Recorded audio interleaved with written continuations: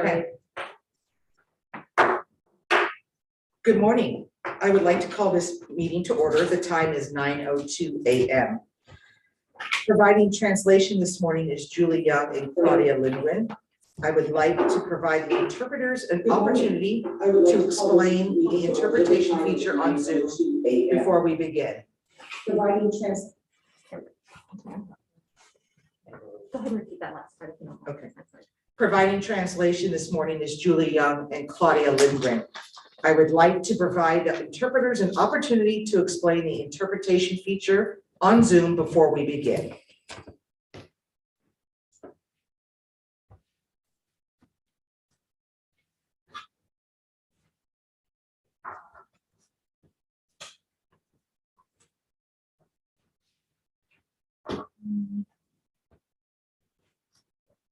Mundo, hagan un clic ahí.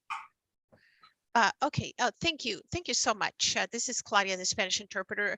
I was giving the instructions on the Spanish channel, but I'll just do it in the general channel. And then after that, if you can promote us back to interpretation, thank you. Buenos días a todos. Es un gusto estar con ustedes el día de hoy.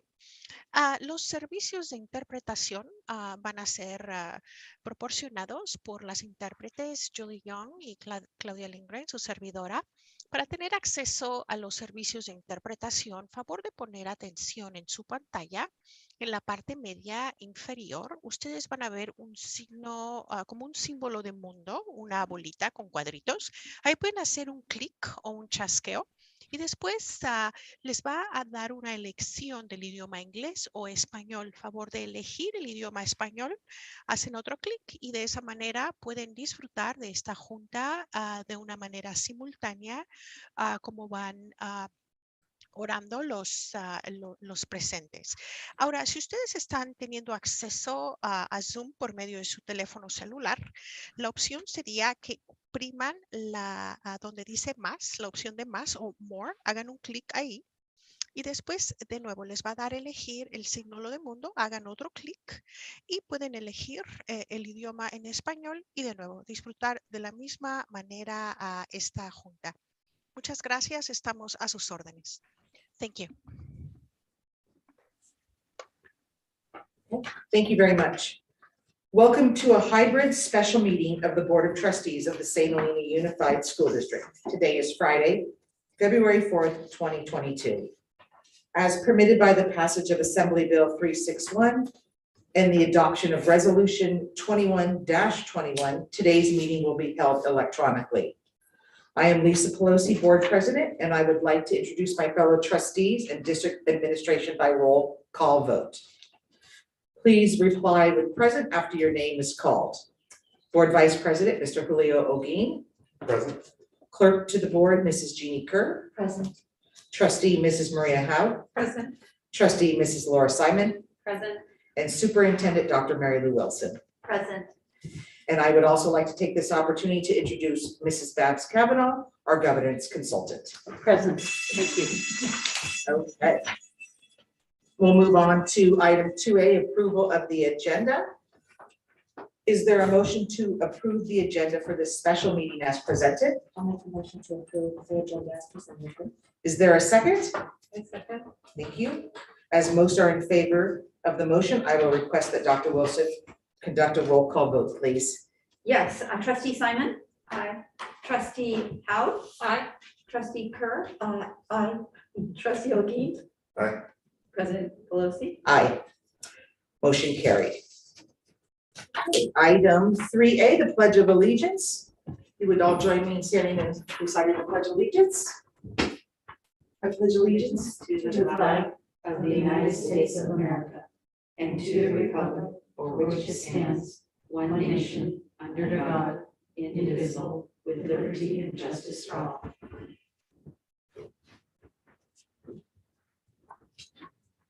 Okay, on to item 4A, effective governance study session. I'm going to call on Dr. Wilson to introduce us to this topic, and then we will call for public comment at 9:15. Thank you. Yes, so we are here for a governance study session.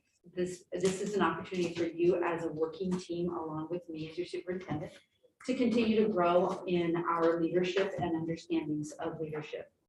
There are two big sections this morning for the governance.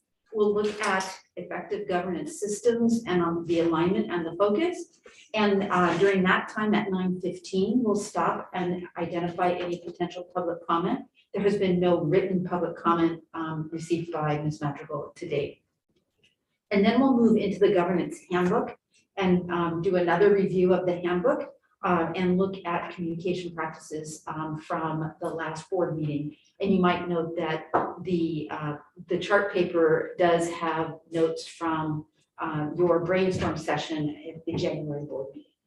Babs Kavanaugh has been with us since September or so of 2014. She's worked with us in governance. She's also worked with our LCAP steering committee. And it's a pleasure to have her facilitate this meeting. So Babs? All right, thank you very much. During 9:15 and 9:45, we will break for public comment. Nice to see everybody. Nice to meet you in person, Laura. So a couple of things. I would love to have a timekeeper because since I don't have the clock right behind me, there are some things we'll want to be paying attention to. So right about the 9:15, who's going to be the person? I'll take care of that. It's 9:09 right now. Perfect. Okay, thanks, Lisa. And then also, just to be sure, is everybody comfortable with first names? Yes. Okay, perfect, great. So thank you for inviting me to be a part of this. And I think, as you all know, I've been involved with governance training and governance thinking since really 1999 when I was hired. I have a consulting business in public health and I was hired by California school boards to be one of their governance trainers and really didn't completely understand what I was stepping into and have had an opportunity now to work with. I actually had to calculate it for something I was doing about 350 school districts over the time that I've been involved with California school boards. I know Groundhog Day was a couple of days ago, and it became kind of one of my favorite movies because there's a little bit of Groundhog Day in terms of, yes, dropping into a similar system, but yet the uniqueness of each one of the school districts and its reflection of the local community is a really key part of your work today. So let me tell you what I brought, because I brought you a few things, and those are in a folder that I gave you, and also to say that I'm going to let a couple of questions guide us today in our discussion. So what is in your folder, some of the work that I've done over the years with Sonoma County has been involved in their community needs assessment from kind of my public health lens. And in the course of that, one of the hospital systems that I worked with brought forward this wonderful document that says, "How are the children?" And there's a paper in there that came from that time that's just on the left side of your document. I'm just going to tell you what's in there, and then we can talk about it. How are the children? It comes from an African community, and that's what they open with when they greet one another. And I think that's what we're all about. So I feel like it's such a powerful statement and kind of reappeared in my index folders. And I went, oh, this is something that I think particularly now, particularly in this time and day, how are the children is a really key driver. Behind that, and I think some of you know this, I'm very involved with Davis Campbell was the executive director when I joined California School Boards, and we have continued to work together. He and Dr. Michael Fullon wrote a book called The Governance Core. And the Governance Core this was written 2 years ago, and it is now one of the resources for the Masters in Governance program at California School Boards. It's one that everybody reads. It's a driver for a lot of my thinking and my work. So I got hired along with one of Michael Fullon's trainers to actually do a workbook, because one of the questions that came up for it was, this is great, but what do you do with it? How do you really implement and execute that?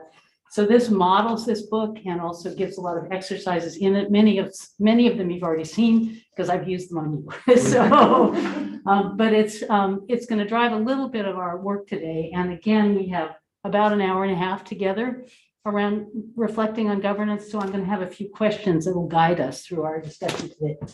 Also, you have a discussion guide, which just kind of says this is how we're going to spend our time. And right behind it, I put a couple of documents that are real core CSBA documents around role and responsibility. These are also for you as references. In the left-hand side, one of the things I pulled for us is that one of the really exciting things about working on the workbook was to develop progressions. And I know that it's used a lot in education. It's how are you emerging, how are you doing competently, and how are you mastering certain effective governance techniques. And what I pulled from the book were, No, we're 9:13, you're okay. okay, Thank what you. I pulled from our book, we did 4 progressions on different key concepts within the book. One of those roles and responsibilities, one is governance mindset. And I can't remember what the other 2 are, but we'll see in there. One was coherence. And so I pulled things that I feel would be relevant for us.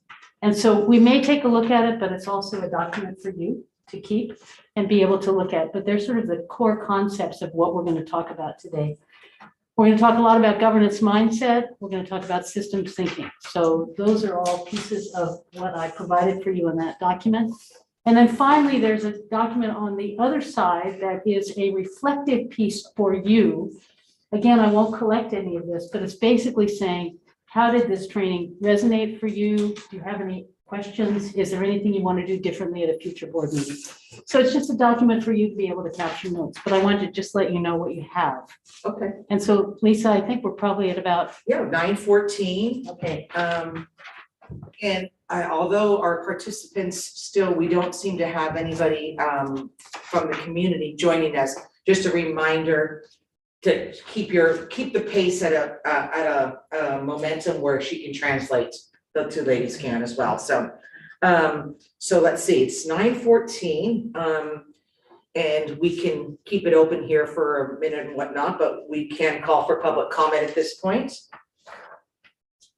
And while you're doing that, board members, Erica has set up some coffee and snacks for you if you need. If you want to grab something, and I'll just maybe just give it a full minute since we did announce it would be 9:15.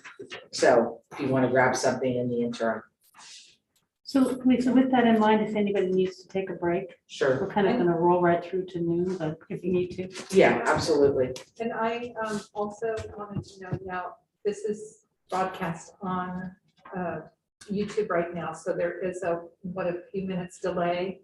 There is a bit of a delay. Okay. So if anyone happens to be on the YouTube channel. Okay, it's 9:15 right now. I mean, we can give it another full minute, just as I just wanted to. No, I appreciate that. That's important to know. Because this is what we kind of have to deal with if we're doing our hybrid. Sure. And to confirm, in order for someone to make public comment, they would need to be in the Zoom room, Yeah. Correct. not On YouTube. a call-in feature with YouTube only creates that complication with the delay. Alright. You can use in the Zoom room, you can simply call in. Right. You don't have to have the whole system, but you do have to use the Zoom phone number that would then come up on the screen. Nice. Okay, it's 9:16. It looks like we have no public comments coming in via Zoom. So perhaps you can carry on. All right, that's great, thank you. The other thing I just wanted to let you all know is that you have 3 documents that Dr. Wilson put in front of you as well. One is your governance handbook, so you have a hard copy of that. One is the alignment of your district priorities, that's this document. And finally, this is a document that we'll spend a little bit of time talking about, which are your governance principles. Okay, so I know we have a lot of paperwork, but we'll move from one to the other. One of the things I wanted to start with, and why I particularly appreciate this book, is that Davis Campbell really highlighted 2 concepts that I think are really, really important in terms of thinking about effective governance. And one is this quick Venn diagram that I wrote. It's also in your governance handbook, interestingly, which basically says that there's 3 independent processes going on in your school district that are all connected, and that each one plays a really critical role. And one is governance, one is administration, and one is instruction. So in thinking about that, thinking about how those intersect, and that the superintendent plays a critical role in linking all of those. But there are some models that suggest that governance is kind of out here a little bit, and that administration and instruction are more joined together. In this model, there's what I would call a constructive partnership going on between these three pieces, with again, the superintendent being your link. The other thing that's unique about, maybe unique or not unique about this structure is that common question, which is, how many employees do you have, board? One, right. Okay. Oh, I'm sorry. That was a trick question. It is a trick question, and it's pretty funny because a lot of times I'll have people really ponder, no, there's 400. So, okay, so you have one employee, and how many bosses does Mary Lou have? Okay, and so where's the authority lie? With the board. Okay, and so, but Mary Lou has 5 bosses, so where do all the decisions get made? In public or meeting. In public, at the meeting, at the board table. Correct. So, again, sort of that boss employee structure, you can casually say to Mary Lou, gee, I'd really like it if that building over there was green. And she has to make a decision whether she's going to bring that back to the board table or whether she suggests to you, great idea. I like green too, but let's bring it to the board table. So it's, that dynamic of just recognizing that your job is to do the public's business in public. And Mary Lou again has multiple bosses. So really understanding that dynamic, because there's so much here that is relational based. So it leads me to this other notion that I think is really important in thinking about good governance, which is governance mindset. And I always really appreciate Davis will often start out workshops saying, okay, how many of you ran for the board to do nothing? And of course, the answer is, none of us, right? Everybody wants to do something, make a difference, contribute, be a voice for the people, support kids, whatever it is. And so recognizing that, again, going back to authority belongs to the board, and that you as an individual can have influence, but in fact, no authority outside of the board table. So it's really important, this notion of governance mindset. So this is the moment I'm going to bring you to just pull this piece out. Okay, so what does governance mindset mean? So when you think about governance mindset, what do you think? Well, maybe I'll just answer the question. I think that's easier than posing it right now. But governance mindset means that you recognize that this is a system and that all the pieces are interconnected. And that it's really important, again, with this notion of, you have a set amount of resources that you are, if you put resources somewhere, you may be not putting them somewhere else. So what that means is that you need to be really paying attention to where you're allocating your resources, right? So this notion about systems thinking and strategic focus is here in this progression. And so I know for educators, I think maybe writing progressions is really simple. I want to say that of all the writing in this book, this was the most challenging, the most exciting, and the most sort of thought-provoking of any piece of the work that I had to do in this, because you have to think about, well, what's it look like if it's emerging? What's it look like if you're accelerating? And what's it look like if you, in fact, are mastering this notion of systems thinking, strategic focus? So just as an example, so you can see kind of the way the thinking goes on that. So systems thinking and strategic focus. So recognizing that governance requires a broad systemic view of the district, but not yet incorporated into the work of the board. Okay, so that's a piece of where it's kind of just becoming evident that this is something that's really important. Accelerating board responsibilities focus on achieving defined strategic outcomes. Mastering, always staying grounded as a system thinker with a strategic focus.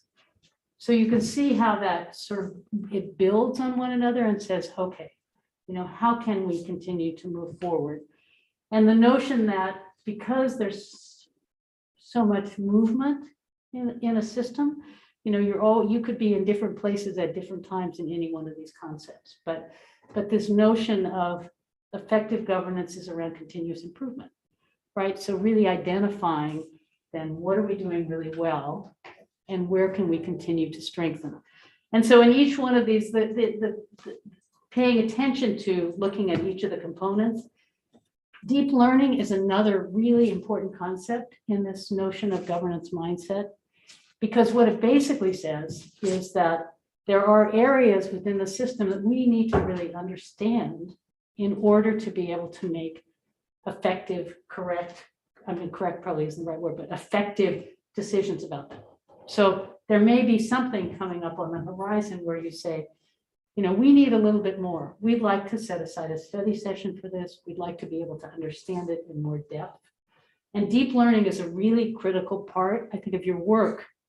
And one of the things that I think you've probably seen at CSBA is that an idea about discussion meetings and conversation meetings, essentially they're like we're doing now. This is a study session / discussion meeting, right? But really seeing if during the course of the year, there's a place where you want to make sure we schedule those. And then finally, the notion about manner is really important. So in your handbook, you have governance norms. You talk about how it is that you work together, but the whole relational piece in terms of really understanding that the tone you set, the culture that you have in your district is really, really an important component of your work together. Is making sure that, you know, every once in a while I'll come across in all of those districts that I've worked with, somebody who I might be talking to, because I always have the individual conversations, and they'll say something, I'll say, well, have you talked with the superintendent about it? Well, why would I do that? Why would I want to let them know what I'm thinking about that? I do that at the board table. Well, you know, I understand, but that's got a kind of a gotcha component to it. So how, again, sort of in the relational piece, how can you ensure that you have a culture where you're supporting innovation and people can take risks? So this whole idea about manner, and also how you operate together, how you work together in terms of respecting one another, of really welcoming innovative ideas, all really, really important. So it's a really key part of this notion of governance mindset. So one of the things that I thought, as I said, we'll sort of let some questions drive our work today. And so I want to ask from each of your perspective, thinking about good governance, what's one thing that you think you're really proud of about how you operate as a governing body?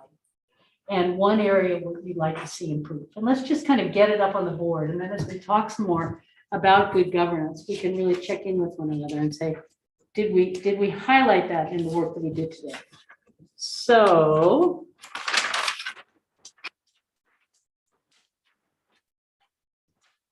one thing you're doing really well. And Mary Lou, if it's all right with you, in this notion of governance team, I'm going to have you weigh in on this as well. Absolutely. Okay, so something you're doing well, and then to improve or strengthen, or, you know, in this notion of continuous improvement model. So who'd like to start? Laura. Yeah, as a new board member, I think something we're doing really well is supporting new board members. I think the orientation has been excellent. Great. And again, from that perspective, something to improve. From that perspective, No, something in general. you have to come back to me. Okay, that's fine. Well, and I'll do that. I wasn't seeing if we would, which way we go. Great. One of the things I just want to highlight is that knowing what Davis Campbell's up to, this is a place he feels we could have done even better in the book. And there's going to be a lot of focus in future conversations about this because it's so critical. Onboarding is so critical. So I think We've done to a lot know of work this on is it here. in the last couple of years. Yeah. I actually used some of your materials. Thank you. You're Yeah. welcome. Yeah, There's yeah. a great video online. Okay, well, it's good to know. So I'm just going to swing around then. So Maria, doing well. I think that as a board, we have a very collegial working relationship. And just to dig a little deeper in that, we do have a freedom to disagree with each other. And we have had non-unanimous board votes, and that doesn't seem to be something that ever carries over into our working relationship in other areas. Right. I don't know if that's too long. No. No, and That's it's also exactly what- really, Well, it's really important. But we do feel free to disagree with each other. Right. Really important, and that it doesn't linger and that you've moved forward. So Jeannie. So actually, I have the same thing, agree to disagree. Okay, Um, great.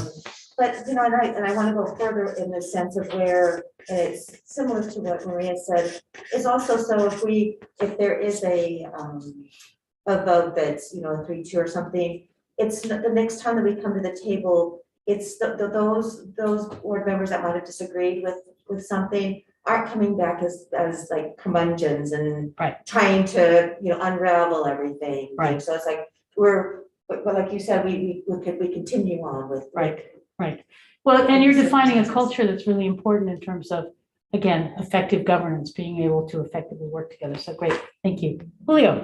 I would probably say preparation. Okay. I think everyone does their homework and comes prepared and asks questions, and I feel like our conversations are very thoughtful, mindful, or, you know, we all do our work. And even for Laura, as a new trustee, I'd say that she is like very prepared and she's fit in very well, even though Yeah. she's a new Yeah. trustee, so she's been very Yeah. active and engaged in our conversations. So.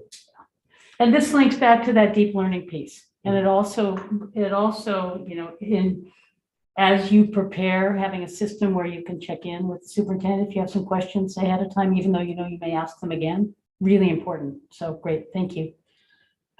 As going last time, and I'm able to say ditto to a few things, literally Maria kind of said exactly what I was going to say. But I think the other thing that we do well as a board is that we do make it known that students are our priority. And I think we do have a, not collegial, but we also have a respectful relationship with each other. Right. That's my sense. Great, thank you. Yes, so I love this document. I think this is. Thank you. I love Blueprint. Because it helps you to know where you are as an Yeah. organization. And one that spoke to me right away in that mastering column under deep learning is the deep knowledge about the strategic goals of the district. I don't know of another governing board that has such a, at the tip of their tongue, working knowledge of the goals within the LCAP and the work that we're doing to move the school district. You get reports every month on it, and each one of you understands and knows what we're doing within our LCAP, which drives our entire district. Yeah. So we really fall within, I believe, within that mastering column. Yeah, I think that's really important. And I think, you know, one of the things that we can note is that the LCAP goals and the district priorities really align. So again, you don't have two strategic plans in your district. You have one, and you have a financial budget that supports it. So that is, as Meredith said, it's not always the case. Right. The other thing that I think is really important is, Julio, what you said about student priorities. And the reason why I particularly brought to you, how are the children, is because I feel like you ask that all the time. That was late, President. Did you bring it, Lisa? I'm sorry, this was, okay, that's good, perfect. But yes. Okay, Lisa, good. And I would say it echoes with all of you. So, okay, who's gonna start with the to improve? If you were to say, this is a place where we could get a little better. Who wants to start with that? Okay, Lori, good. Thinking about it, and based on conversation we had at the last meeting, and being a newer parent, we moved here 3 years ago. I would say being more, actually, let me think. I want to say this: being more accessible to the community, fostering relationships with the community, with the staff, feeling like they can. It's just that we can be more accessible to them, that they know that this is a partnership, and that they feel comfortable approaching us and having this conversation with us. That's also based on personal experience of when we moved here. I didn't even know who the board members were, and you know, I need to seek out that information. It's clearly stated on the website. But yeah, how do we? Yeah, how are we more, you know, the school community a family, how, Mhm. just the balance and all those relationships and to feel approachable. Mhm. Mhm. Okay.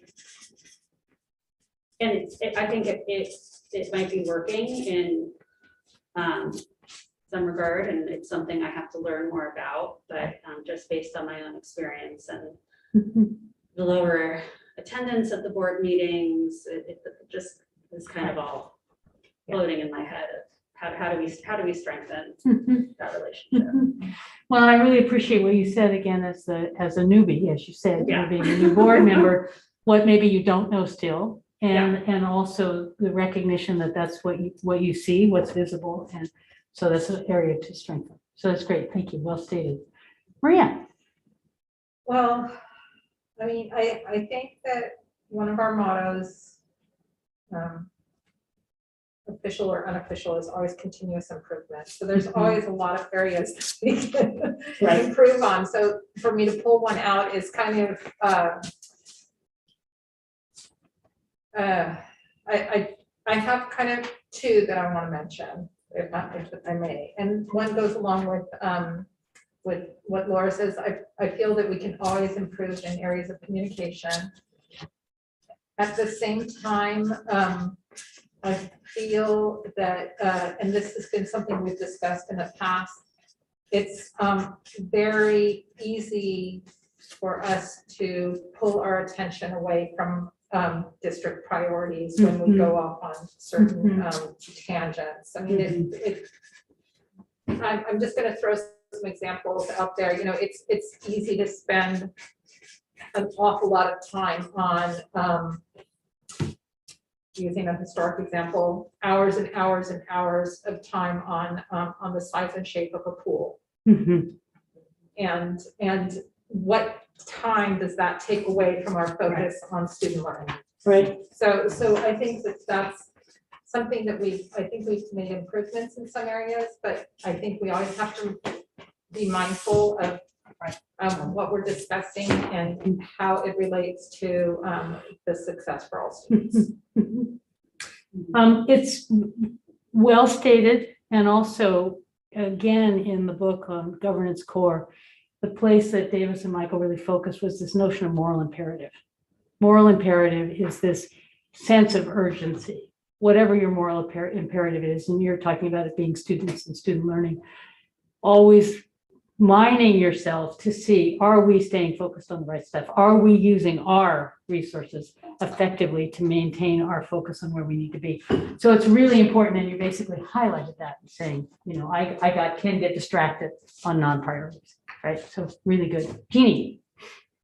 I would say, kind of in the realm of continuous improvement, is maybe just our relationship with our bargaining members, our two units.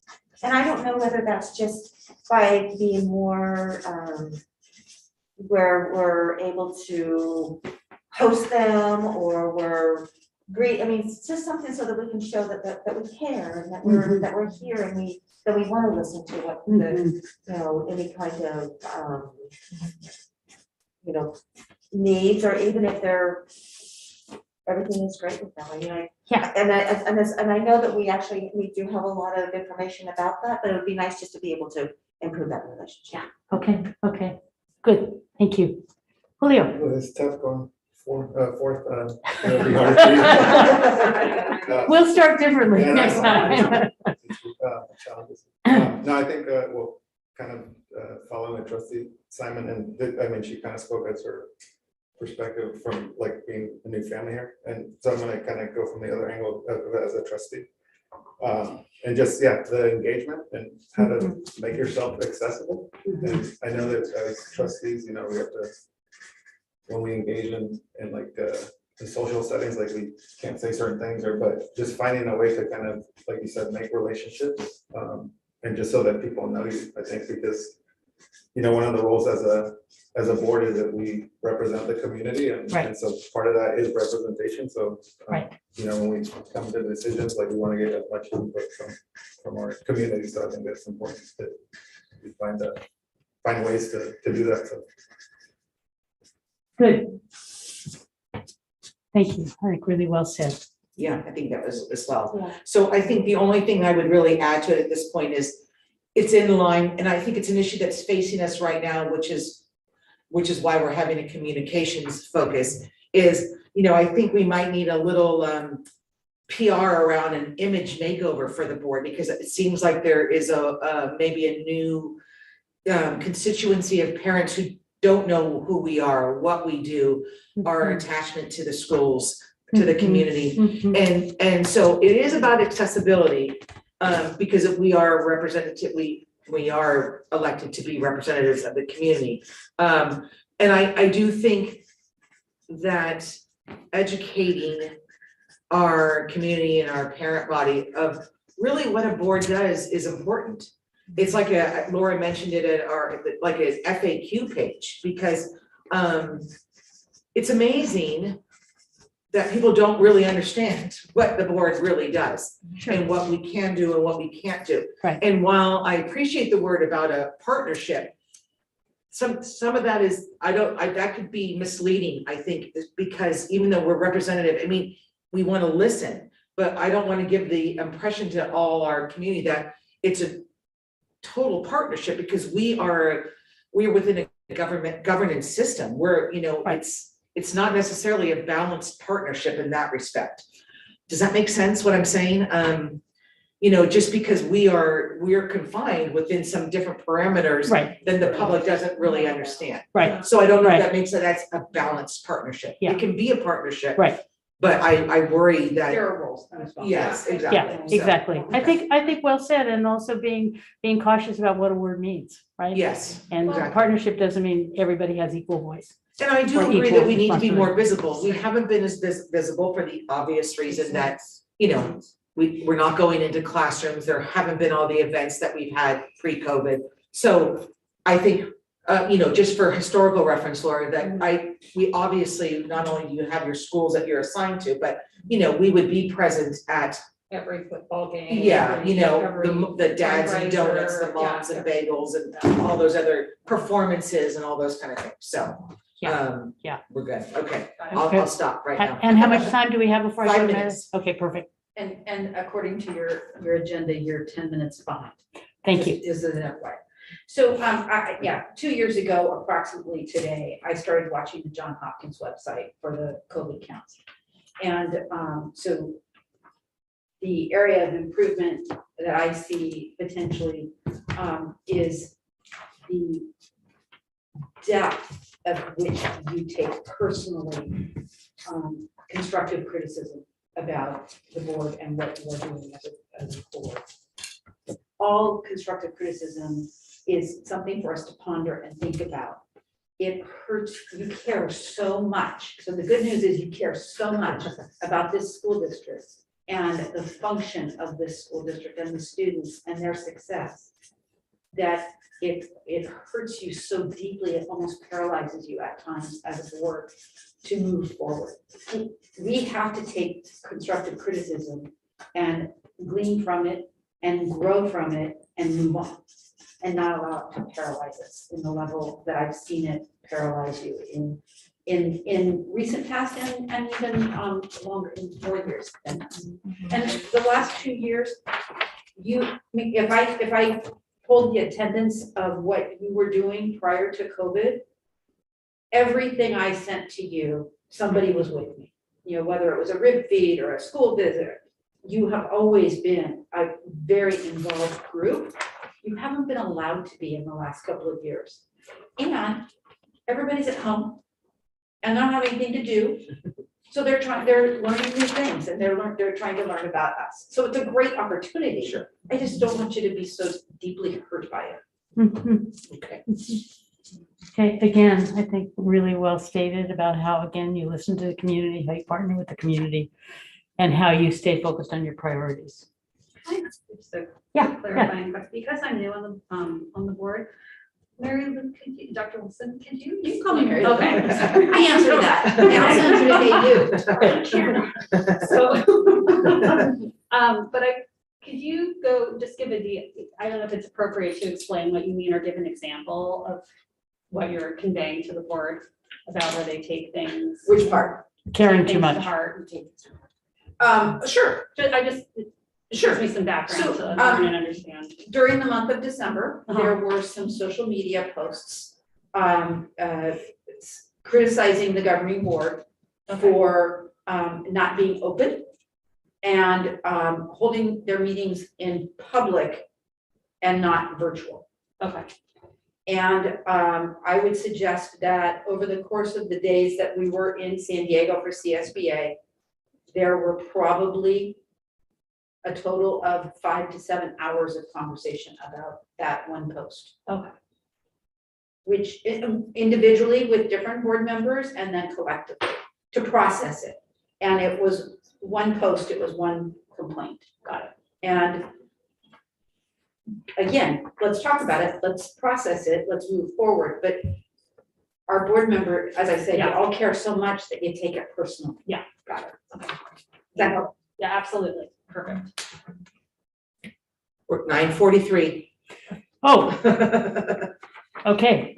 What time are we taking that break? 9:45. Oh, perfect. Okay, Can I okay. just add one more thing to improve? I think that sometimes going along with what Dr. Wilson just said, we do have to always remember that we have well over or close to 4,000 stakeholders. And we're not, I have this desire to make everyone happy.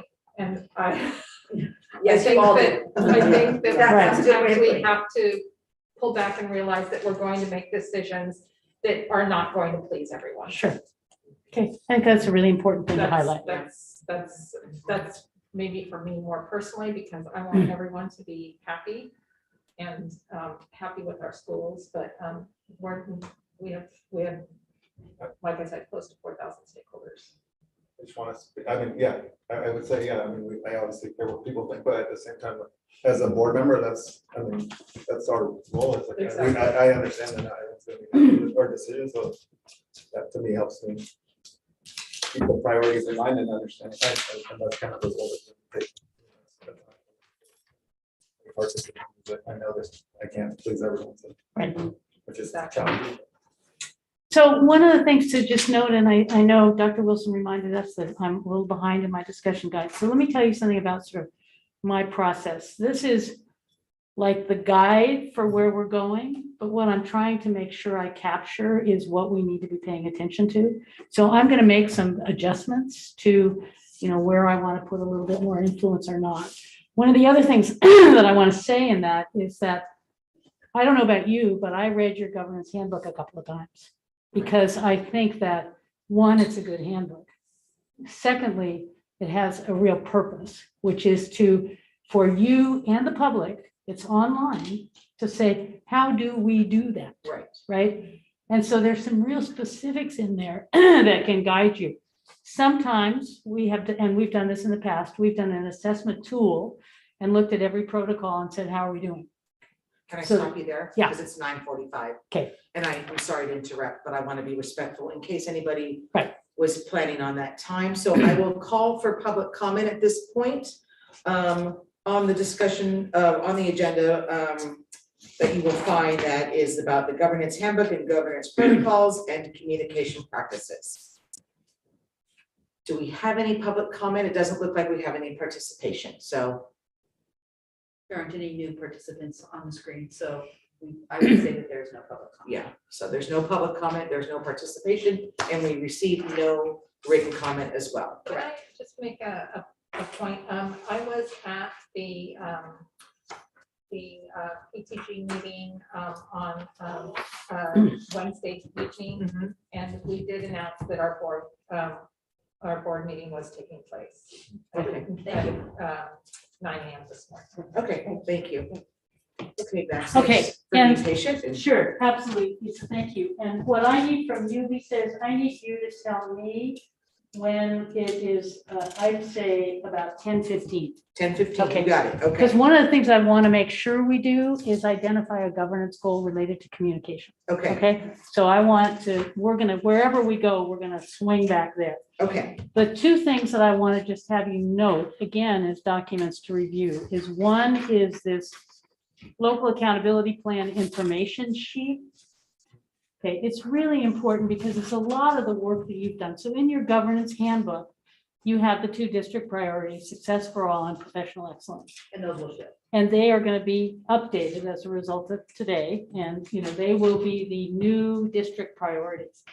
But again, really important to note that through the LCAP process, through your review, through your things that you're recommending to the superintendent, these goals got adopted and then continued to find descriptors to make sure that everybody understood what they were.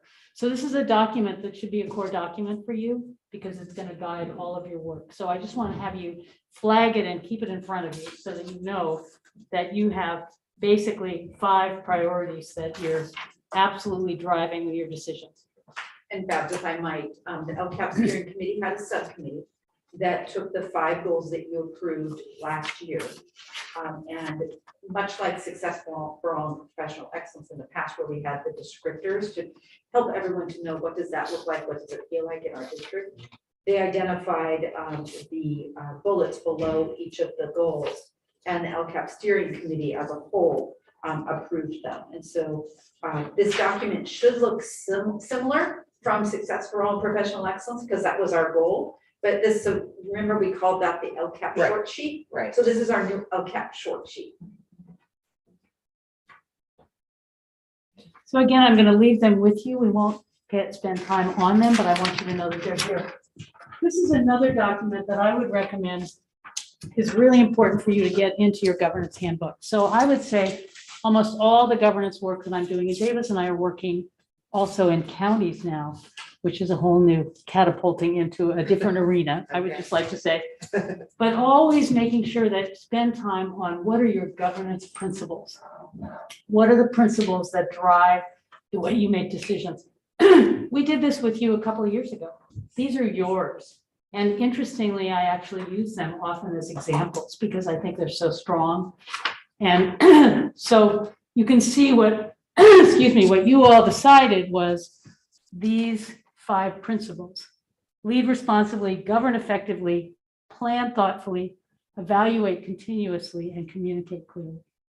And you have descriptors there that you developed that said, what's that going to look like if we're actually doing it?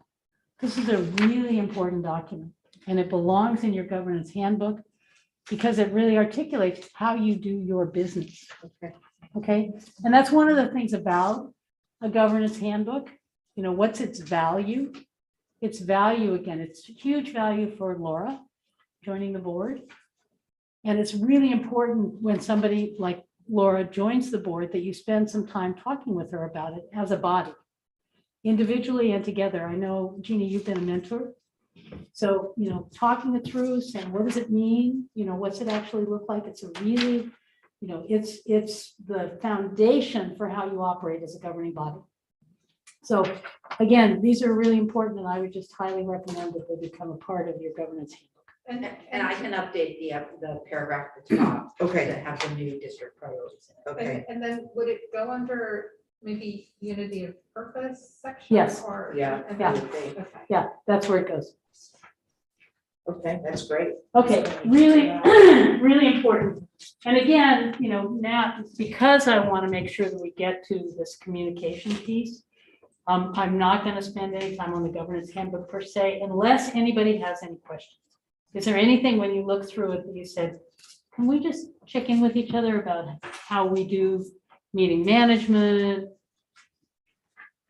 Question. Yeah. I was reviewing Just that one the good one. Yeah. Success for All and Professional Excellence over the years since 2014. And are they all, I noticed that they are all exactly the same. Is that? So maybe I can, so yeah, I joined the district in 2014 in, maybe it was March or April, with an interim superintendent. The governing board identified 2, prior to that, they had 7 priorities. Okay. Which is a lot. And they identified success for all and professional excellence as the 2 focus areas for the district moving forward. There was concerns about students and achievement, and there were concerns about professionalism. With regards to evaluations, professional development, and whether or not everyone is being held to a high standard. So I joined with those two goals. And we wrote an LCAP to kind of fit those two goal areas. And I asked the board to allow us to stay the course with those two priorities for a number of years so that we could dig deep. Okay. And really focus, because every time you change goals, it's like changing lanes. Right. Or freeways. Right. So the board gave the school district permission to stick with professional excellence and success for all. Actually for 5 years, and we had planned on making a change at the end of 2020 or the beginning of 2021. We wanted to update them. And due to COVID and due to a lot of, that was not where our focus was. Got it. So as Mr. Heller and Ms. Allen were working with the community and the LCAP steering committee to identify where we needed to grow for our most current LCAP, the intention was also then to bring new priorities to the school district. Okay. To the district board members. And so I asked them last year to move away from success for all, professional excellence. Those are still really important, and they're actually embedded in this work, and adopt the new 5 priorities as the district priorities. So the district priorities and the LCAP priorities are exactly the same. Okay, that makes a ton of sense. Yeah. And we were in a very different place when we had 7 priorities. We were dealing with a lot of financial issues. We had our bonds, and it was just a very different. We had it was a different time. Okay. So. And the LCAP wasn't the LCAP. There wasn't an LCAP. We had It was a strategic plan. Right. Yeah. A lot of Strategic districts plans didn't even have. There weren't strategic requirements at the state level, and school districts were kind of wherever, they were kind of all over the place with regards to planning. Thank you. And my goal was that the LCAP become the living, breathing document that drives everything that we do, because we have to do it, and so let's do it well. Which, by the way, is unfortunately, it's a little bit unique because there are districts, and it's interesting to me because I'm a lover of the LCAP because I think that it's a really good strategic plan. And I appreciate that I can look throughout the state and look at anybody's LCAP to be able to know what's going on. But there are districts for whom it's more compliance and, just filling it out. And so to have it be Right. a real living document for this district is really powerful. Okay, this is an exercise that I often Hold do. on, that's one thing. Yeah, might not just take a minute, or a couple Yeah. minutes, but just looking through the handbook, there's a role of president and then role of clerk. And I'm the VP and I don't really know what to do. And I'm just wondering about a sec sheet. She was a previous VP, so I was gonna talk to her about it, but I think it'd be helpful to, on page 17 and 18. Right, is okay, Just to having add just a little section paragraph, of yeah. VP Yeah. and what the roles are. Good. I mean, So is that Yeah. something Yeah. that Lisa, you and Julio could work on? I'm too? sure that we can. I'm sure there's, yeah. So I think that's a good action. Mary Lou, are you writing that down? I sure am. Yeah, Okay, I've got it perfect. written down as well. Okay, too. good. Really And that would important. be One important thing would be to fill in for the president, when the president is. You're right. Right. Exactly. And that's kind of Right. stated in Yeah, the yeah. other one, but I mean, I Yeah. just was surprised that there's. It's just helpful because, Because that's what you did. yeah, exactly. Exactly. Aside Okay, from good. that, yeah. Okay. Good. That's it, I won't take it. Thanks, So Julie. this exercise is an exercise I do when we do a 6-hour governance training. I'm only going to do one component of it, but let me tell you what it is. It's basically a question that says, how do we want to be perceived by the community as a governing body, right? And so the answer becomes the criteria with which you can make some decisions about how you are being perceived. The next step in the exercise is I divide you up into teams and I say, okay, rank yourselves on a scale of 1 to 5. Based on this criteria, how are you doing? Well, we're a 3, all right? So then the next exercise is what's one thing you could do to improve that 1 point? So it's a kind of a sequential exercise.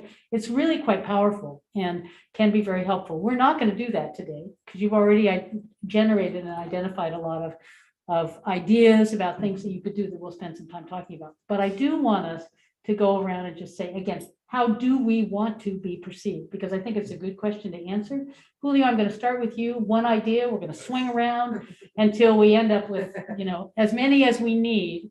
But if Julio says X, then Lisa, all you need to do is say something different. Okay. You can have me check it if you want, Sure. but okay, Julio, I'll stay how do you want to be I'll stay perceived? in the same thing I was working with before that, just accessible or approachable? Accessible, approachable. Lisa? Focused on students. And you can check that as well. Focused on students. Mary Lou? Fiscally responsible. Laura? Oh, pass. Pass? All mine are taken care Yeah, of. Okay. I'm thinking. Okay, I'm coming back then. Yeah. Maria? Also, I'm checking all three right now. Okay, I'm just gonna give them all. And have you got something else? Okay, I'm gonna keep going. We're just gonna, this is gonna be fast. Jeannie? Transparent. Transparent. Julio? Competent. Competent. Confident. Prepared. Okay. Caring. Trustworthy. Scared. Trustworthy. Caring. Knowledgeable. Knowing about the district. Knowledgeable. Yeah, knowledgeable. Okay. I would just shout it out. Engaged with the Engaged. school community.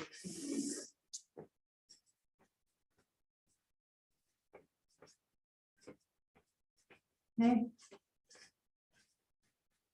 Honest. Honest. Impartial. Impartial. What does that mean?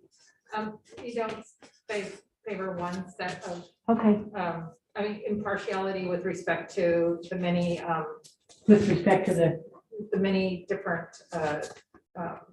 constituents in our,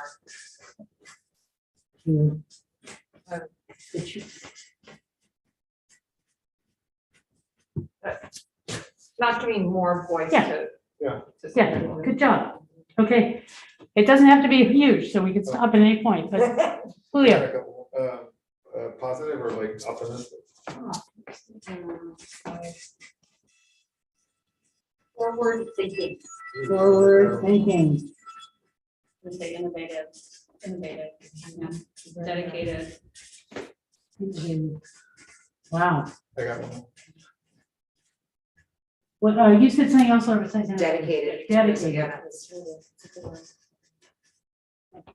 Julio? Accountable. Accountable. Absolutely. So many of these connect to one another, right? Yeah, they do. I see this and this for sure. Okay. It's a great list, It is. a really good list. I got one. Sorry. Okay, what else? Like representative, Representative, great. so we represent not just one group or.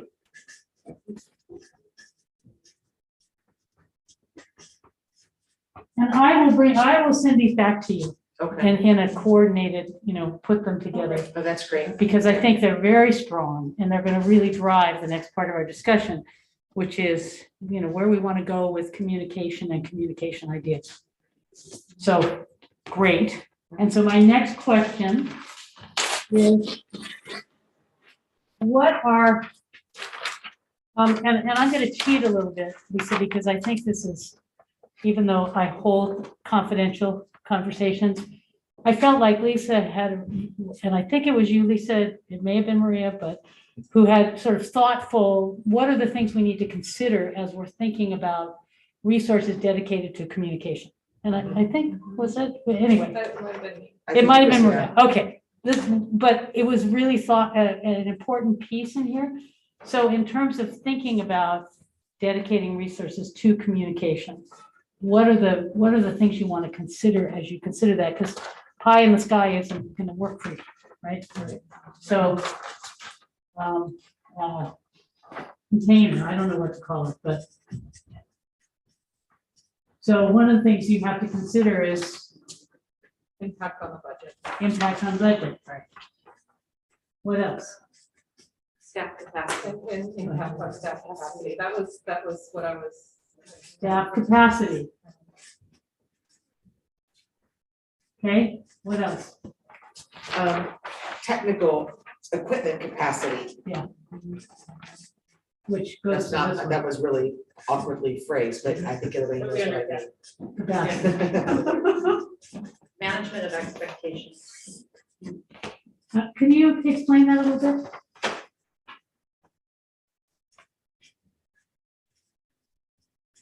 Are you talking about results, what you're gonna get from what you do? Well, as trustee Howard mentioned earlier, we focus on continuous improvement. in Right. Everything we do. And as soon as we think we've got something, there's an expectation that it be better, fine-tuned, greater. Okay, So managing expectations, okay. because So, there's lots of different expectations. right, so both clarity of expectations, how you figure out how you monitor the results, right? I mean, it's got a whole component to it. Right. Okay, An example with communication is that there are approximately 50% of our parents really want text messages. The other 50% do not. right, So how do we manage expectations? okay, They want the email. Right. Or the video.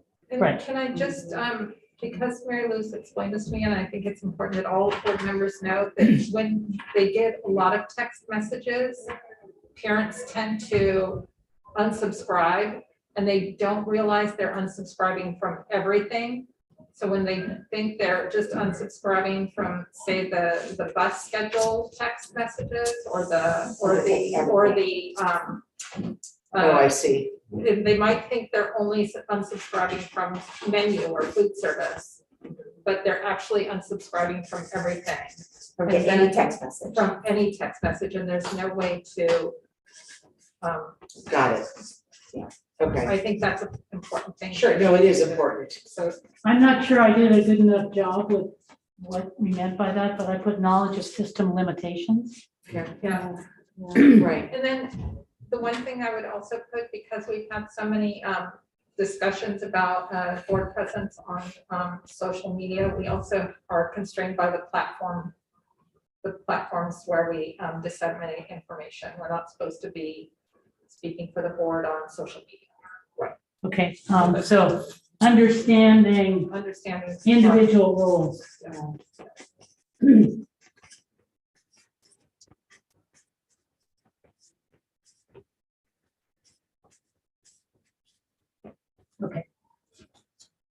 Okay, so I just want to have this here because I'm not sure, these two charts, questions asked. So Babs, if Yeah, perhaps help me. because we do have, we are hybrid and we potentially have some viewers, they can't see those, and so perhaps you can review them. The chart on the right are bullets of suggestions that you made as a board at the January meeting. You brainstormed, and that's not every suggestion because some of you duplicated suggestions.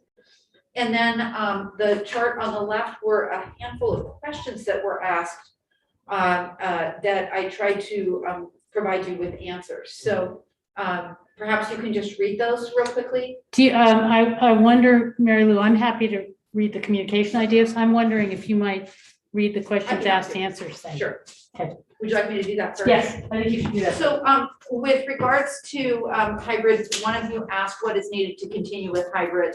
Nothing. We can continue at this point. We have the cabling and we can continue with hybrid at this time, as long as you continue to approve the resolution of every board meeting. Number two was, who is responsible for calling into a meeting? I don't know what that question meant. So I wasn't able to answer that question. And whoever asked that, maybe it will come back to you and you can help me understand. Number three was, is it easier to just have people call in who are watching via YouTube or 27? No, it isn't, because there is a delay and we don't have a mechanism by which for people to call in separately from the Zoom room system. as I mentioned earlier, there is a phone number within a Zoom invitation that you don't need to be in the room, you can simply call, and then your phone number shows up and you can participate in the meeting. So you can participate via phone through the Zoom room. And then the last question was, how long will virtual be allowed? And Erica did the research for us, and the current executive order that requires a monthly resolution expires in January 2023. Does anybody remember what number 2 was? Do you think maybe it was about calling in via YouTube, you call in? or channel 27? It probably was, and, I mean, also too, which, needs to be communicated is that, we don't, there's a cost associated to upgrading all of those features, and channel 27 doesn't even offer an opportunity to do that, I believe, I thought. No, channel 27 does not offer any kind of translation, interpretation, or any kind of a call. Right, okay, so that's not an avenue for greater participation in that form. Zoom is the avenue for Zoom is the participation. avenue. Okay. Sounds like. Okay, just so that we're clear on that. Okay, I don't have any other questions from that, and I'm sorry, I don't know about number 2. That's okay. It's not ringing a bell. Any other questions before we go on to the communication ideas? Okay, so I'm going to read the communication ideas, if that's all right with everybody. All right, these were communication ideas that were generated at the last board meeting. Mini orientation for new parents, board summary following each meeting, frequently asked questions posted on the website, minutes in Spanish, and I'm assuming that's board meeting minutes. Correct. Continued use of hybrid style meetings, text messages for reminders, parent group collaboration, teamwork, additional staff for translation. Okay, so those were the ideas that you generated. And Babs, if I kind of boiled them down to get them all on one page, so if you need clarity from any of those bullets. Okay, and I'm gonna just put this over questions asked since we answered them. And just have this as a reference for us as you begin to think about things that you would like to do to improve accessibility and to improve communication. Just so you know, it's 10:10, you wanted it at 5 That's minutes. perfect. Okay. I think we're in really good shape. right Okay. now. So where are we gonna go from here? What are you thinking? These were a lot of ideas that you generated. And so the question is, where does this board want to go in terms of improving what you want to do around improving communication? So I'd like to say on the first one, I did speak to both of the kinder reps at the primary school. And they really thought that was something that they would have appreciated. And I think that just having maybe a page in the new parent handbook that explains what the board is and where to go for information. Maybe if we have an FAQ on the website, Right. Tell them to go there. Maybe a board member could be present at a new parent orientation meeting. And I want to say also to Maria on that, I'm sorry to interject, but I don't know if it was Piedmont Unified or if it was Carmel. I spent a lot of time scouring school sites, the Board of Education web pages. One of them has a box, and it looks very similar to our website, and just says what new parents need to know. And it just is like you click on it and it's a one-page thing that says, these are where your board members are, these are their email addresses, they hold meetings once a month, here, the calendar is posted here. How you can access a board member. And it was just simple, and I thought it was great because it was for not only new parents, but obviously for parents who've been in district a long time as well. So it's kind of in line with an FAQ, but I liked the way it stood out on that. There was a couple of great sites really that had those great tabs, like how to participate, and you just click on that, it shows that. So Understanding board docs agenda, click on that. So, and those I are, do want to do a caveat. I think to be a new parent, starting in the district during COVID Yeah. is a Yes. challenge. without a doubt. Right. Okay, so right now, I think what we'll do, and at about 10:30, we'll rank them. Okay, But let's get some ideas up there, because then we'll rank them against looking at what's the Okay. container we have to deal with. And so again, ideas. So this is all around new parent orientation, which also bleeds into potentially helping everybody right. understand. Okay. Other thoughts, and we can highlight one of the ideas that's here I was too. just gonna So, say, I like the idea about the FAQ, and I know as a new parent, I hope most parents go to the website, but I think for those that don't, I think a place where most parents tend to go as a new parent is back to school night. okay, So I was thinking even just a small mention from the teacher, how within the, because they present, a lot of stuff about the class and how things operate and all that, if they could just even just mention the school board, and if you want to get more information, because it's, that way they're not like, oh, because again, when you go to back to school, you usually get a big stack of papers with like numbers, codes, and all that stuff, and so like Yeah, adding one more thing where it's like back to school, or school board information, I mean, most people are probably not. I mean, they look at it, but I just feel like if they were to just even mention it, it's a good like introduction, and if they want more information. well, and what I, at least listening, Or maybe what even I have a appreciate about this attendance, I mean, is, looking for places that are already happening and being able to add on to it. Right? That's great. Okay, other thoughts about that? Not about this. so another thought I had is, again, several school districts offer a post-board meeting rap sheet. I refer to one from Laguna Beach called It's a Wrap. It's a one-page summary of what happened at the meeting. It highlights the bigger things, if you will. Parents sign up for it, but it's also posted on a website. And it just, I think, again, I'm a broken record about it. It's a two-way street, we can offer to sign it up, to sign up for it, but it's also posted there, so parents have to seek it out too. I mean, if it's important to them, I'm a big believer that it needs to be available, but not everything has to be delivered on a silver platter, because as long as it's accessible, I feel like we're doing our responsibility as well.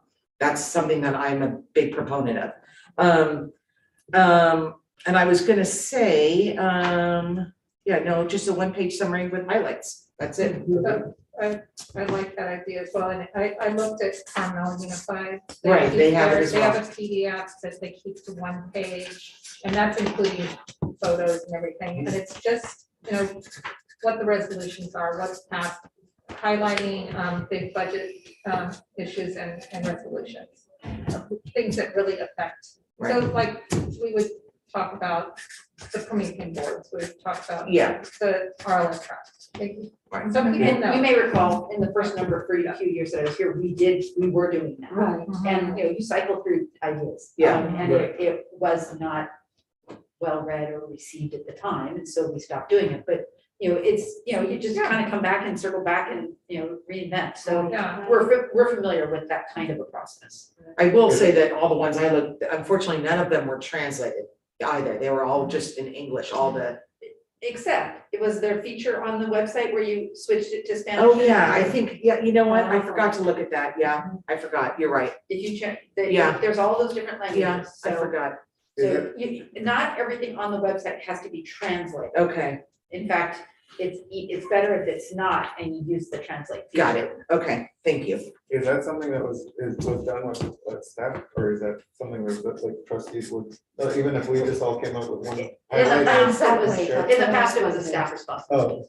Oh, Because I was gonna say, maybe, and I'm saying this as the clerk, and maybe the clerk of the board does it, works with the president or vice president on that Friday and gets something out, just because of staff time, because we talked about that as well. And this is the one thing that I really am worried. I know this is a long list and they're all very good ideas, but our staff is stretched with the current situation that we're in. I mean, it's just what, Right. yesterday you had the power outages, you were dealing, I mean, there's Right. always something. And this does take time. And That's what I'm saying. It's If it's initiated through us. Or even Yeah. if we each came up with like one Yeah. highlight or one point and then gave it to the clerk or whatever, and then they Yes, have it ready. But I also think the other part B of that issue is, do we consider putting any resources to hiring a communications person? I mean, to help with staff capacity. I mean, I'm not saying that's the answer, but I'm saying is it worthy of discussion? You know, is it a full-time person that can work on communications and translation? Or is it I don't know. It's just something out there that kind of came to my mind, like, because everybody has so many hats to wear. Is it something that, if it's gonna cost us X amount of dollars to try and upgrade equipment, if we were to consider that, do we also consider instead putting it towards human capital in a new position? That doesn't have to be decided today, but that's just something to think about, maybe that's something what this district needs, but just food for thought. And so then my question would be with that, is there, from your knowledge, are there communication, or I think I know the answer, communication consultants that district are specific for districts then? Sure. Yeah, And but what is it, PI, for Public information public officers. information officers, and, there are resources. and would they be like responsible for website design and things like that? I'd have to turn to Mary Lou to answer this question. It would be a job description that we would need to create and negotiate with, unless it's a management position, negotiate with the classified union, and it could be created to complete whatever tasks we develop. Yeah, I mean, it's Okay.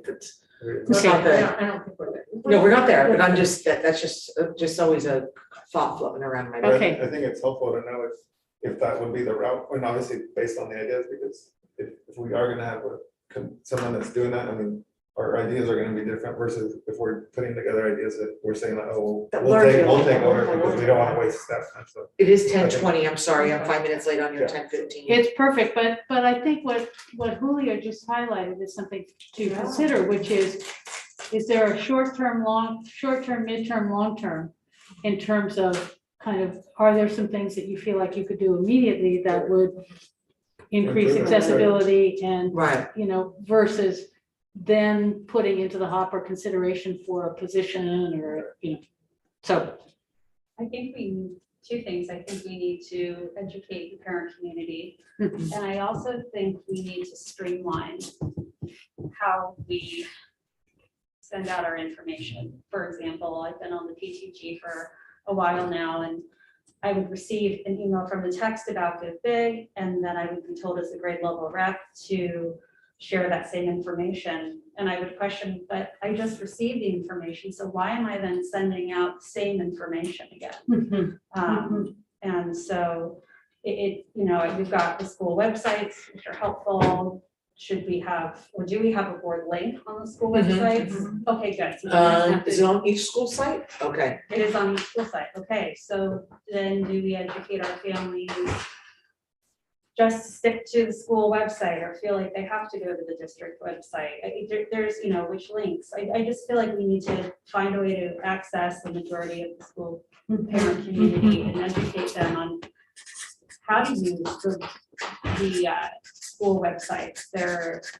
They can be really good tools for information. Again, it's training our families to seek out the information and not, I look at the parents now and then of the children in the district, and we grew up in a culture where we received all of our parent, me, had to bring home information to my parents on a hard copy, and that's not the way the world works anymore. I Right. don't want to go that way. I want us to continue to be green and put information online. So, we're coming from it's this new era where we're not bringing home that information. I think perhaps some parents still feel like, well, that information will come home with my kids, or maybe they don't. But I feel like we are in a bit of a transition where, you know, again, it was, we were handed information to bring home, and now it's changed where we need to, as parents, we need to seek it out.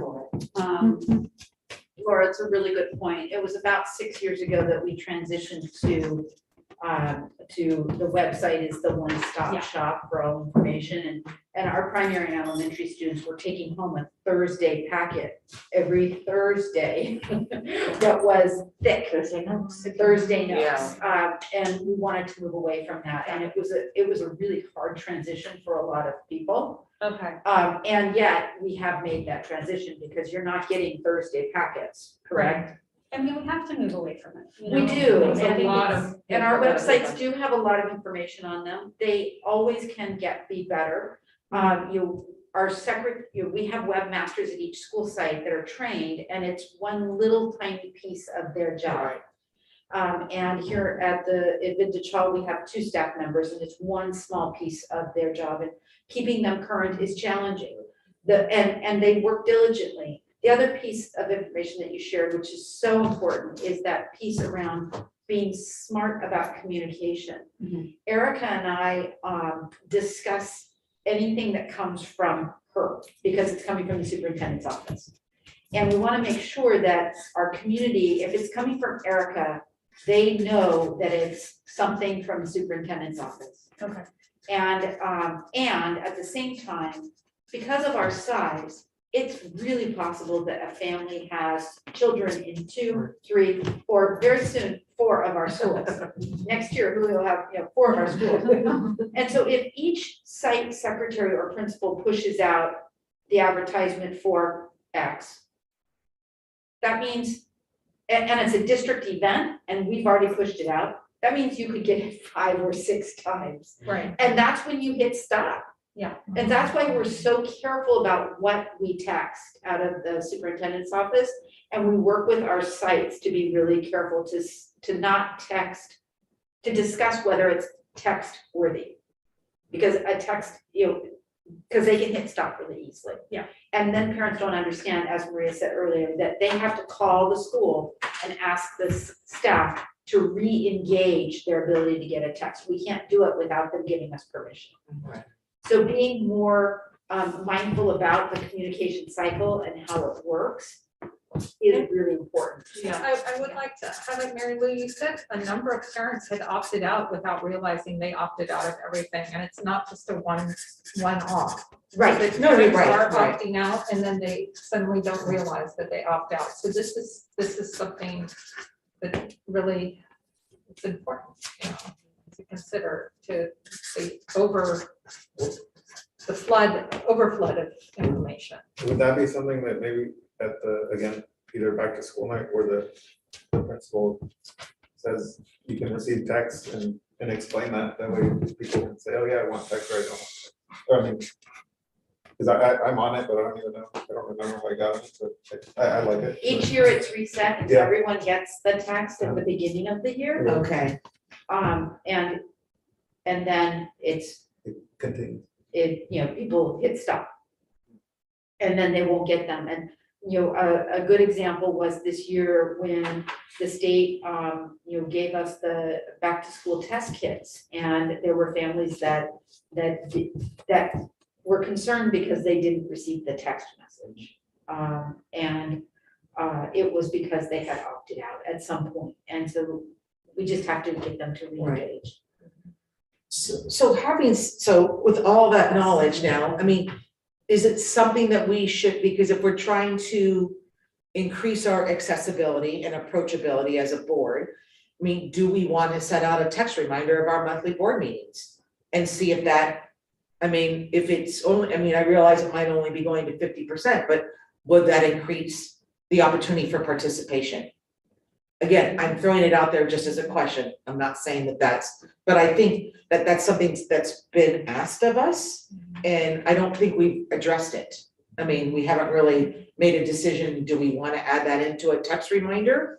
Or just put it list our calendar, put it on the district website, on the calendar. So- And it could be a text reminder, it could be an email reminder. Right, I mean, we can do a phone call, we can do a text, we can do an email, we can do all three.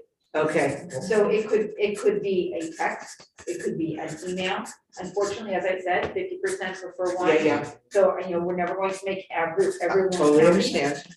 And while you're talking about that, Lisa, one of the thoughts that I had with regards to Laura's idea around communication is perhaps we need to, and I don't, develop, the superintendent's office has a communication protocol, and you know what that is. Any information goes out, where does it go first?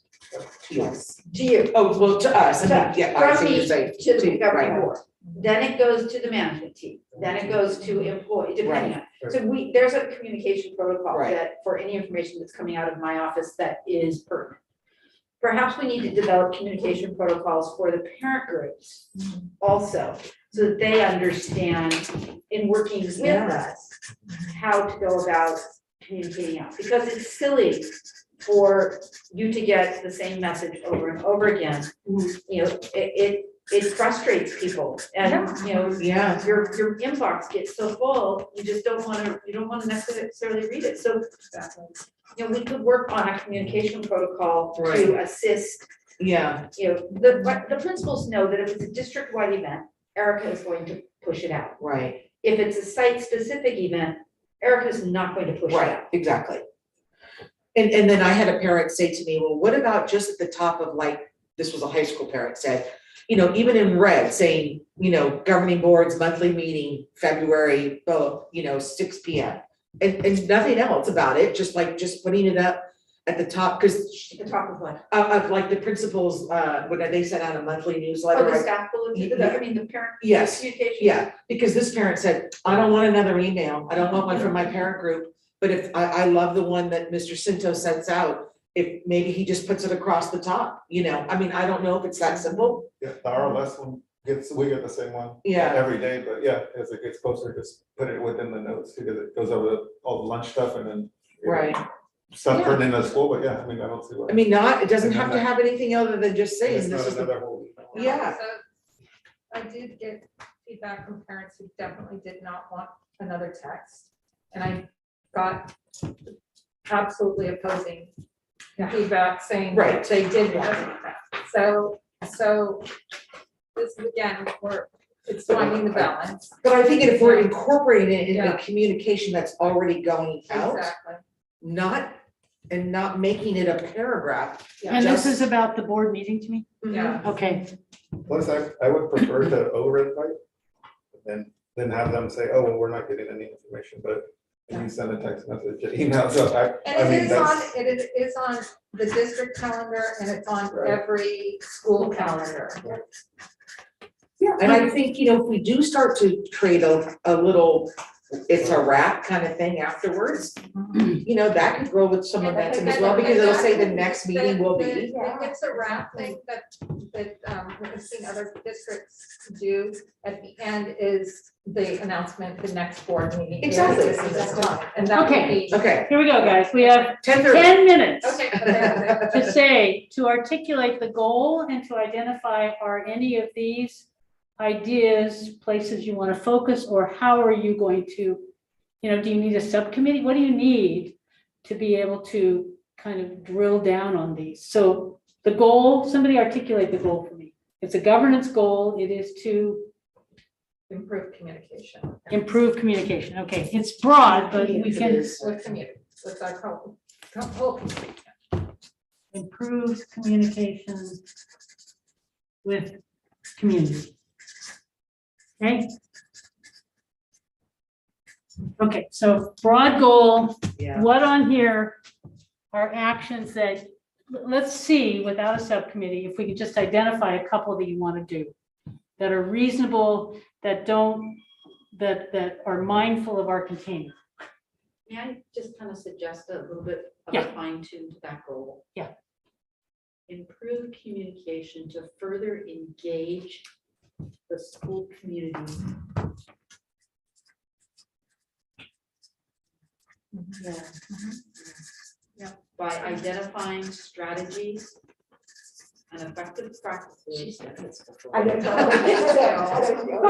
I know. Identifying Strategy. strategies and Effective practices. okay,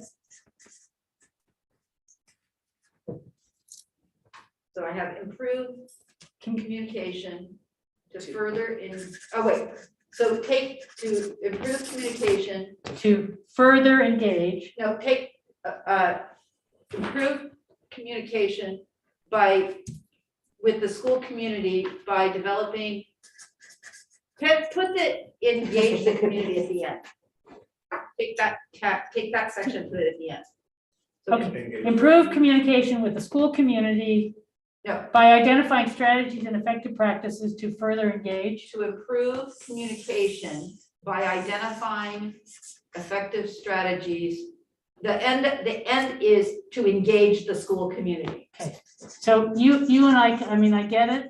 Do you understand what I'm saying? I do, yeah, absolutely. Yeah, thank So you. Yeah. you're going to identify strategies and effective practices to improve communication, to engage the school community. Okay, and hopefully I'll get it, but Teachers, that could mean Right, classified employees, that could mean parents and community. right, all the different stakeholders. and I'll run it by Mary Lou when we're done, just to make sure when I type it up. So I got That's the right order of words, but well done in terms of clarifying what you're doing. So based on that, is there something on this idea list that you want to focus on? Okay, we have to put in the new board orientation, some kind of a summary of what the school board do, right? So for parents, new parent orientation, excuse me.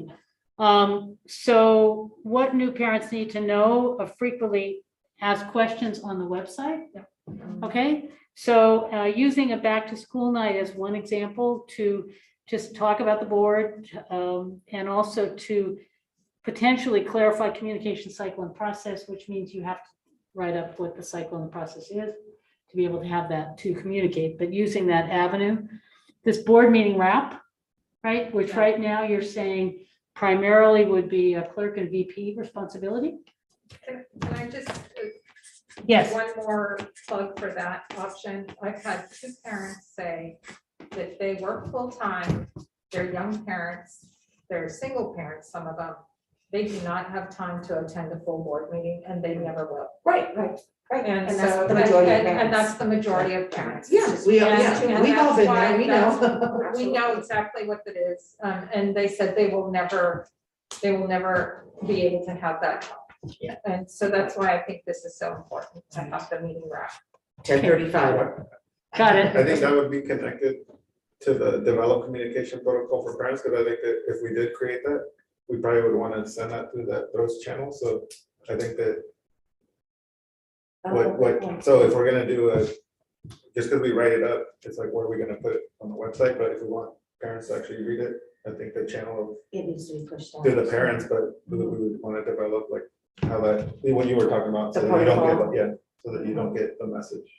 Okay, so this, I think what you're saying, Julio, and again, I will type this up so that you, Yeah, but this develop the protocols sounds like it's a really important thing because you want to make sure that you're clear about what the process is and what, and, how to get the information to the parents okay, most effectively. And maybe, the next parent group meetings, the board reps for those schools should go to the next parent group meetings and just put a little plug in saying, just ask for 2 minutes on their agenda to say, these are the remainder of our board meetings. This is where, that's one way to just Right. put a face and something to it. parent group meetings. Okay. All right, so if you were to say what your next step is, this one, it sounds like the wrap one, this one right here. And again, this meeting is not to make any decisions, so we're not taking any action here. So these are really information discussions, but this is something that you're saying that is going to be important.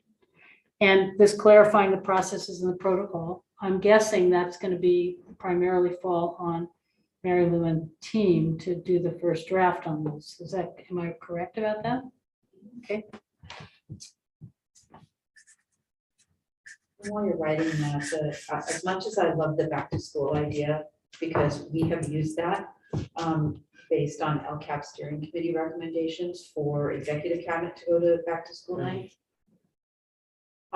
What I have found is that parents are there because they want to get to know their child's teachers.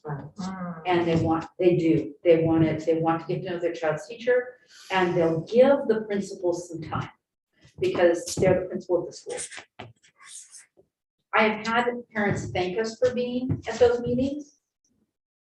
And I'm not sure that it's the best time for executive cabinet or governing board members to interject and interrupt that singular opportunity in a school year to get to know your child's teacher or teachers.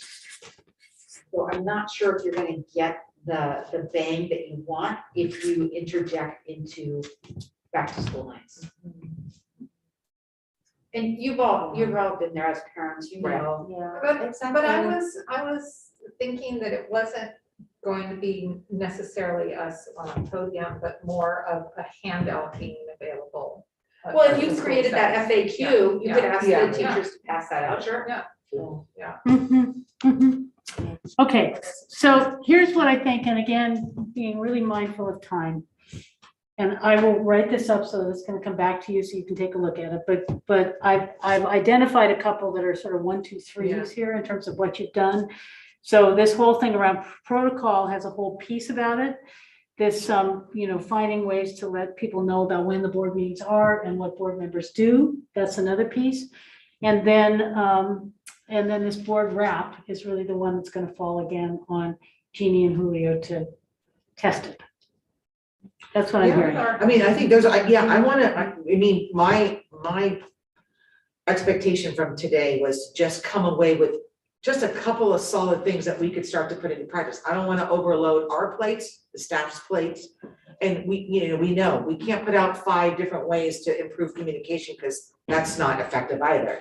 So I love that. Like, let's just focus on a FAQ new parent and a wrap and, and try that and see if we make inroads. Sound I good? think just one more Yeah. thing, with developed communication protocols, and this might just be me, but when I receive information from my children's principal, I definitely open that email. That information is priority. And so perhaps the principal route might be the best route to let parents know when a board meeting is coming up. Yeah, I Rather agree. than- That's feedback I got. They're like, I always open up a principal. Yeah, parent group emails might be delayed, get delayed at opening or never get opened. But I think if principals, the RLS has the bulletin.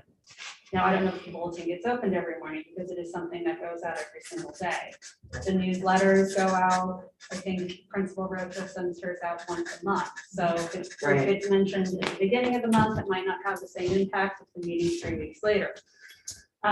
Okay, so Yeah, what, I think it was I read the RLS one every day because Ten- that's where I get my I do info, too, so I that, absolutely for me, do it's like, as well. if it was just there Okay. stuck there, I'd be like, okay, cool. But just, I don't know, just thinking about that. for- okay, again, what I really appreciate about what you just said, Laura, is from what you all know and experience, let's go after the thing that's gonna be the most effective. Yes. Right, So right now, we're saying that, and if you decide to go deeper or, yeah, increase the communications, great. yeah.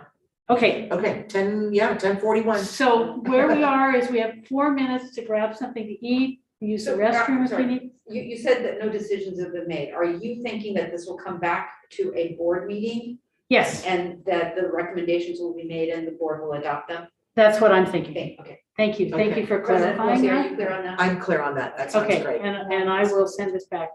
And I can't promise that this will get onto the February agenda, because the February agenda Yeah, I would, is due yeah, today. okay, yeah. All I would- content is due today, because it gets posted, Yeah, no, So likely the March agenda. yes, my expectation that it wasn't necessarily gonna Okay. be on February. Are we so- good for that and that process? Yes. Okay. Yeah. again, thank you for your time. Thank you. Use your, writing down any notes or questions you have in terms of that evaluation instrument, just to, be thinking of, is there something you want to make sure that you have more questions or anything like that? And you can talk among yourselves at a future board meeting about that. Actually, if I could, by way of protocol, just because we are still in open session, and we'll be going into closed Yes. session. President Pelosi, if you could move us to closed session and identify if there's any public comment Correct. on closed session, and then we can take a quick break. Okay, great. Can I just interject one thing? When we do bring this back to a board agenda item, we are going to have some information on staff burden and budgetary implications. I'm sorry.